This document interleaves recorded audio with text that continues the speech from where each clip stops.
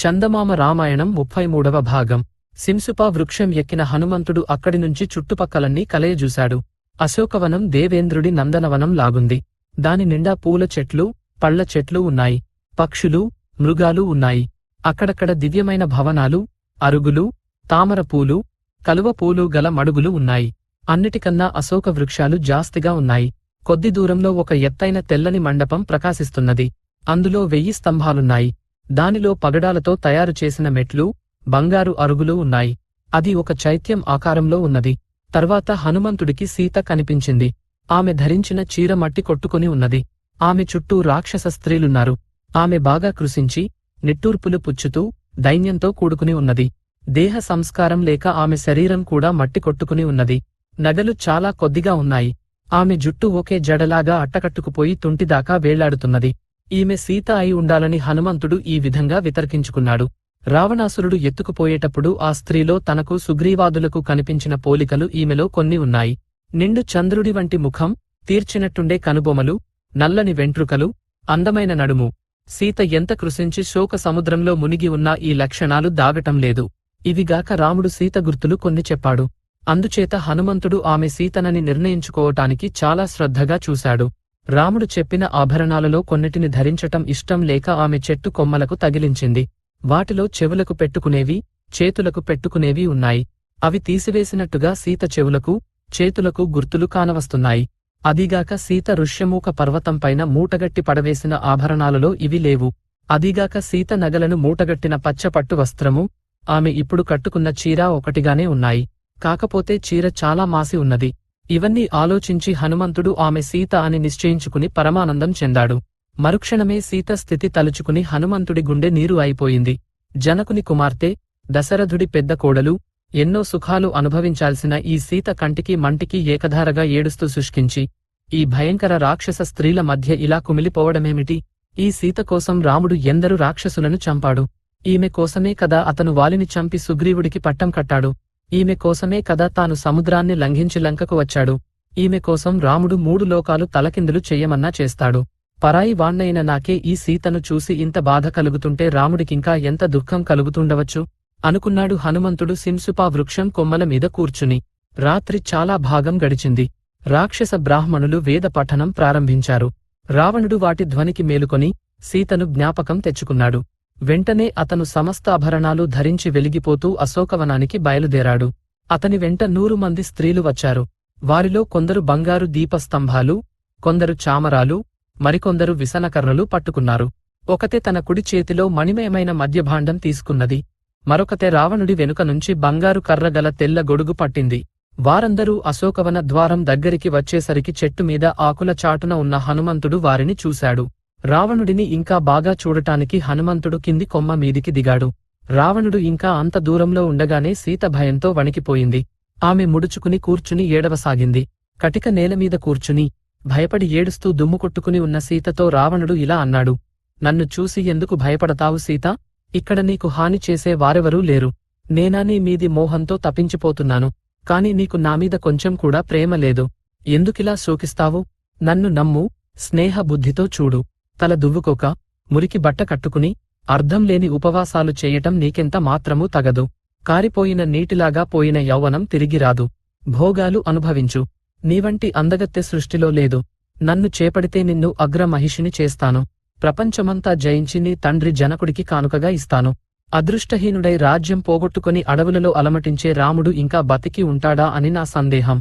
ఒకవేళ బతికి ఉన్నా అతడు నిన్ను చూడను కూడా లేడు. పూర్వం తన భార్యను ఇంద్రుడెత్తుకుపోతే హిరణ్యకశిపుడు నారదుడి చేత అడిగించి తెచ్చుకున్నాడు. రాముడి గతి అంతే. అయితే అతను ఎంత వినయంగా అడిగినా నేను నిన్నివ్వను. కృశించి, మట్టి కొట్టుకొని ఉంటేనే నీ అందం నా మనస్సు హరిస్తున్నదే. చక్కగా అలంకరించుకుని మంచి బట్టలు కట్టుకుని సంతోషంగా ఉంటే ఎలా ఉంటావో? హాయిగా తిను, తాగు, సుఖించు. నీకేమిటి లోపం? ఈ మాటలు విని సీత ఒక గడ్డిపోచను తనకు రావణుడికి మధ్యగా పెట్టుకుని దీనస్వరంతో ఇలా చెప్పింది. నా మీది ఆశ వదులుకో.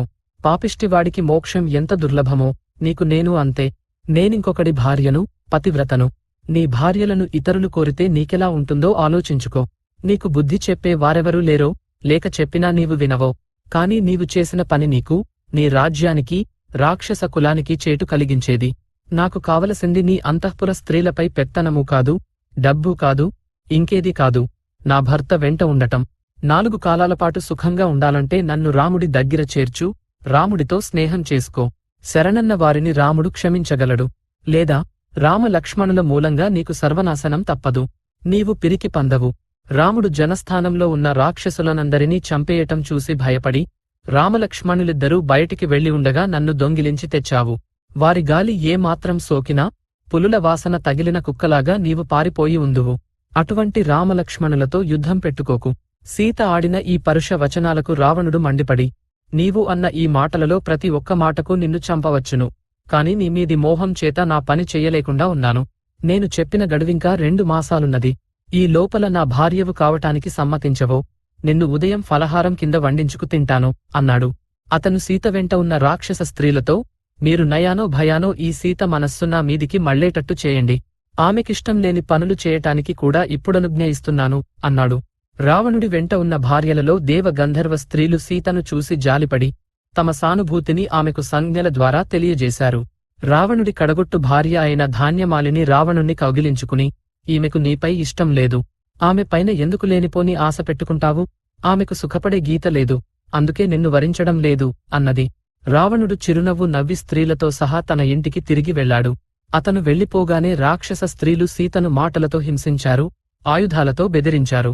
కొందరు రావణుణ్ణి పొగిడారు, కొందరు రాముణ్ణి తిట్టారు. మేము చెప్పినట్టు చేయకపోతే నిన్నిప్పుడే తినేసి సీత చచ్చిపోయిందని రావణుడితో చెబుతాం అన్నారు. మళ్లీ పోట్లాడుకోకుండా దీన్ని ముందుగానే ముక్కలు ముక్కలుగా కోసి సమంగా పంచండి అన్నది మరొకతే. కళ్ళు కూడా ఉంటే ఇంకా బాగుంటుందని మరొకతే అన్నది. సీతకు ఒక వంక భయము, మరొక వంక అసహ్యము కలిగి ఆమె తాను కూర్చున్న చోటు నుంచి లేచి సింసుపా వృక్షం కేసి నడిచి ఒక అశోక వృక్షం కింద దాని కొమ్మ పట్టుకుని నిలబడి తన దుస్థితిని గురించి తలుచుకుని బాధపడింది. రామలక్ష్మణులు మరణించి ఉంటారా? రావణుడు వారిని ఈపాటికి చంపించి ఉంటాడా అని ఆమెకు కొంచెంసేపు అనుమానం కలిగింది. వాళ్లు సన్యసించారేమోనని మరొకసారి సందేహించింది. రాక్షస స్త్రీలు ఆమెను చుట్టుముట్టి ఇంకా భయపెడుతూనే ఉన్నారు. ఇంతలో త్రిజట అనే ముసలి రాక్షసి అప్పుడే నిద్ర లేచి పెద్దగా మూలుగుతూ, సీతను తినేయకండర్రా, కావలిస్తే నన్ను తినండి, నాకు ఒక భయంకరమైన కల వచ్చింది అంది. రాక్షస స్త్రీలు ఈ మాటకు భయపడి దాని చుట్టూ మూగి ఏం కల వచ్చిందని త్రిజటను అడిగారు. త్రిజట ఇలా చెప్పింది. రాముడు తెల్లని పూలమాలలు వేసుకుని తెల్ల బట్టలు కట్టుకుని దంతంతో చేసిన పల్లకీలో ఎక్కి లక్ష్మణుడితో సహా 1000 హంసలు మోస్తూండగా ఆకాశమార్గాన లంకకు వచ్చాడట. ఈ సీత తెల్లని చీర కట్టుకుని సముద్రం మధ్య ఉండే శ్వేత పర్వతం మీద ఉన్నట్టు నాకు కలలో కనిపించింది. రామలక్ష్మణులు 4 దంతాలు గల పెద్ద ఏనుగుపై లంకలో సంచరించటం కనిపించింది. ఆ రామలక్ష్మణులు సీతను సమీపించారు. రాముడు ఎక్కిన ఏనుగు శ్వేత పర్వత శిఖరం పైగా ఉంటే సీత దానిపైకి ఎక్కింది. తర్వాత రాముడి తొడపైన కూర్చున్న సీత లేచి చేతులతో సూర్యచంద్రులను పట్టుకుంటున్నట్టు కనిపించింది. ఆ తర్వాత రాముడు 8 తెల్ల ఎద్దులు లాగే రథం మీద సీతతో ఇక్కడికి రావడం చూశాను. సీతారామ లక్ష్మణులు పుష్పక విమానం ఎక్కి ఉత్తరంగా వెళ్లటం నాకు కనిపించింది. ఇక రావణుడు గన్నేరు పూలమాలలు ధరించి ఒళ్లంతా నూనె పూసుకుని ఎర్ర బట్ట కట్టుకుని తాగిన మత్తులో నేలపైన పడి ఉండటం కనిపించింది. ఇంకోసారి రావణుడు పుష్పక విమానం నుంచి కిందపడి నున్నని జుట్టులేని తలతో నల్లని బట్టలు కట్టుకున్న ఆడది ఈడుస్తున్నట్టు కనిపించాడు. మరొకసారి రావణుడు ఎర్ర పూలమాలలు రక్త చందనము ధరించి నూనె తాగుతూ నవ్వుతూ నాట్యం చేస్తూ మతిపోయి గాడిదలు కట్టిన రథం పైన పోతూ కనిపించాడు. ఒకసారి రావణుడు గాడిద నెక్కి దక్షిణంగా పోతూ దానిమీద నుంచి తలకిందులుగా నేలమీద పడటం చూశాను. అక్కడి నుంచి లేచి అతను నోటికి వచ్చినట్టు దుర్భాషలాడుతూ ఒక బురద గుంటలో పడి మునిగిపోయాడు. కుంభకర్ణుడు కూడా ఇలాంటి స్థితిలోనే కనిపించాడు. రావణుడి కొడుకులు శరీరంపై నూనె పోసుకోవడం కనిపించింది. రావణుడు పందిని, ఇంద్రజిత్తు మొసలిని, కుంభకర్ణుడు ఒంటెను ఎక్కి దక్షిణంగా పోవటం చూశాను. గోపురాలు తోరణాలు విరిగి పడిపోయిన లంక సముద్రంలో మునగటం కనిపించింది. రాముడి దూత అయిన ఒక కోతి లంకను తగలబెట్టాడట.